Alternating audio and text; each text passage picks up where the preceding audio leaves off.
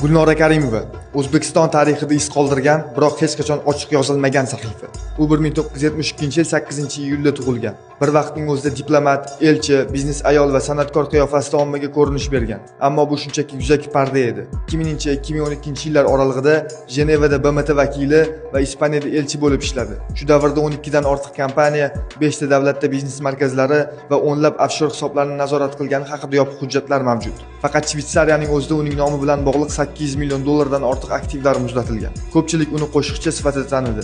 30 dan ortiq qo'shiq yozdi, 3 ta moda kolleksiyasini taqdim qildi, 15 ta xayriya tadbirini o'tkazdi. Ammo bu sahna ortida boshqa haqiqat yotardi. Bu faqat odamlarni chalg'itish uchun yaratilgan niqob edi. Uning haqiqiy kuchi diplomatiya va yashirin kelishuvlarda bo'lib, 20 dan ortiq xalqaro uchrashuvlarda prezident darajasidagi muzokaralarda vositachi bo'lgan. 30 dan ortiq yirik shartnomalarda uning ismi yashirin qayd etilgani haqida sirli ma'lumotlar mavjud. Gulnora Karimova hech qachon oddiy san'atkor bo'lmagan. U siyosat va pul oqimini nazorat qilgan yirik shaxslardan biri edi. Qo'shiq, moda va xayriya bu faqat tomoshabinlar uchun sahna. Asl o'yin esa yopiq xonalarda milliard dollarlik kelishuvlar ortida kechardi. Shu bois uning hikoyasi oddiy biografiya emas, bu 30 yillik tizimning eng qora va eng og'ir boblaridan biri hisoblanadi.